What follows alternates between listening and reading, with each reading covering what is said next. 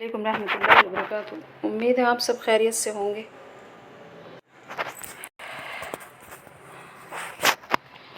حضور صلی اللہ علیہ وسلم کی کچھ حدیثیں جن کو ہمیں جاننا اور سمجھنا بھی ضروری ہوتا ہے۔ چلو شروع کرتے ہیں۔ اعوذ باللہ من الشیطان الرجیم، بسم اللہ الرحمن الرحیم۔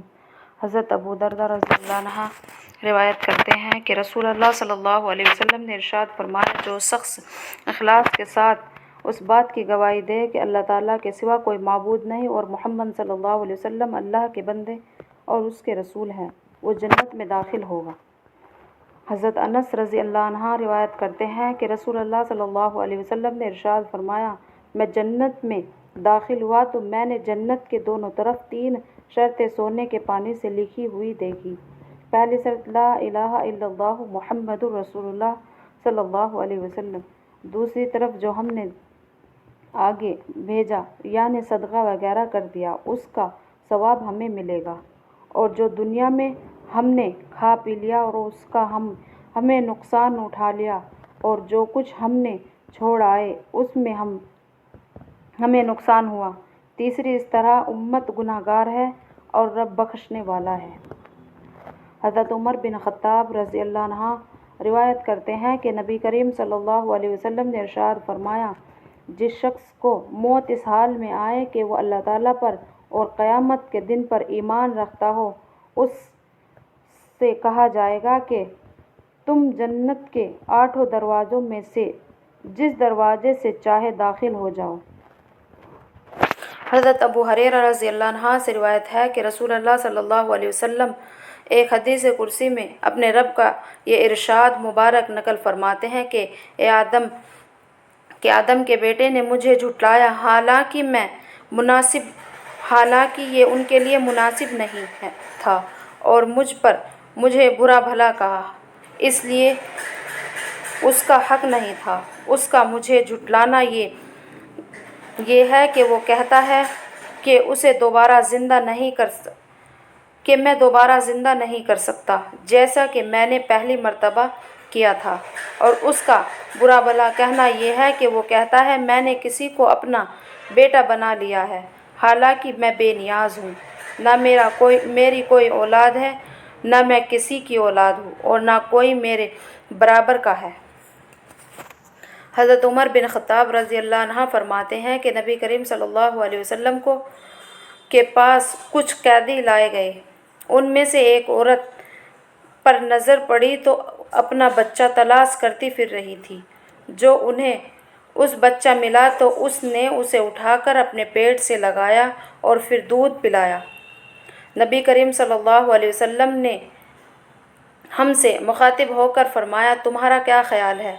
یہ عورت اپنے بچے کو آگ میں ڈال سکتی ہے؟ ہم نے عرض کیا اللہ کی قسم نہیں، خصوصاً جب کہ اسے اس بچے کو آگ میں ڈالنے کی قدرت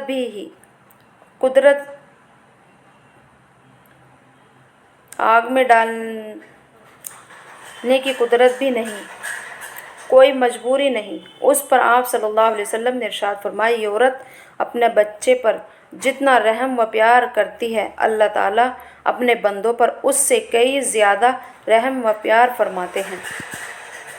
حضرت جابر رضی اللہ عنہ سے روایت ہے کہ رسول اللہ صلی اللہ علیہ وسلم نے ارشاد فرمایا، 3 خوبیاں جس شخص میں پائی جائے، اللہ تعالیٰ قیامت کے دن اس کو اپنے رحمت کے سائے میں جگہ فرمائے گا، اور اسے جنت میں داخل کرے گا۔ کمزوروں سے نرمی، والدین سے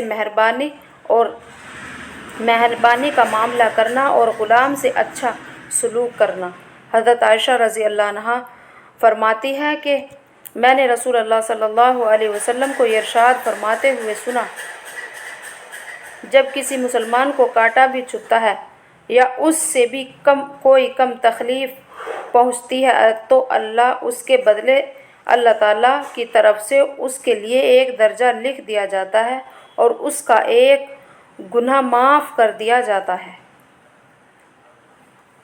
حضرت ابن عباس رضی اللہ تعالیٰ عنہا سے روایت ہے کہ نبی کریم صلی اللہ علیہ وسلم نے ارشاد فرمایا، قیامت کے دن شہیدوں کو لایا جائے گا اور اس کو حساب و کتاب کے لیے کھڑا کر دیا جائے گا۔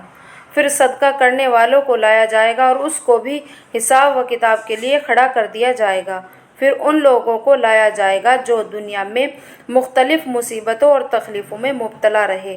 ان کے لیے نہ میزان عدالت قائم کی جائے گی اور نہ ان کے لیے کوئی عدالتیں لگائی جائے گی۔ پھر ان پر اجر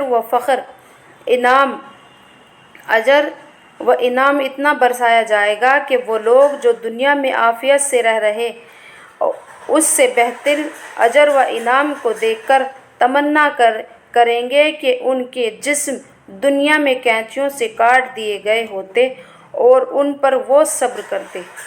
حضرت حارث بن وہاب رضی اللہ عنہ فرماتے ہیں کہ میں نے نبی کریم صلی اللہ علیہ وسلم کو یہ ارشاد فرماتے ہوئے سنا، کیا میں تمہیں نہ بتاؤں کہ جنتی کون ہے؟ آپ صلی اللہ علیہ وسلم نے خود ہی ارشاد فرمایا، ہر وہ شخص جو کمزور ہو، یعنی معاملہ اور برتاؤ میں سخت نہ ہو بلکہ متواضع اور نرم طبیعت ہو، لوگ بھی اسے کمزور سمجھتے ہو، اللہ تعالیٰ کے ساتھ اس کا تعلق ایسا ہو کہ اگر وہ کسی بات پر اللہ تعالیٰ کی قسم کھا لے تو فلاں بات یوں ہوگی تو اللہ تعالیٰ اس کی قسم کی لاج رکھ کر اس کی بات کو ضرور پورا کرے۔ اور کیا میں تمہیں نہ بتاؤں دوزخی کون ہے؟ پھر آپ صلی اللہ علیہ وسلم نے خود ہی ارشاد فرمایا، ہر وہ شخص جو مال جمع کر کے رکھنے والا، بخیل، سخت مزاج اور مغرور ہو۔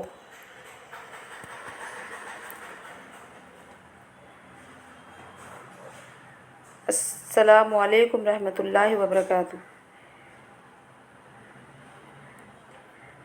ویڈیو اچھی لگی لائک کریں، شیئر کریں، کمنٹ کریں اور سبسکرائب کریں۔ اللہ تعالی ہم سب کو نیک اعمال کرنے کی توفیق عطا فرمائے اور ہمیں اپنے ماں باپ پر مہربانی کرنے کی توفیق عطا فرمائے، ان کے ساتھ پیار محبت سے رہنے کی توفیق عطا فرمائے اور ہمیں صبر عطا فرمائے۔ آمین ثم آمین، اللہم آمین۔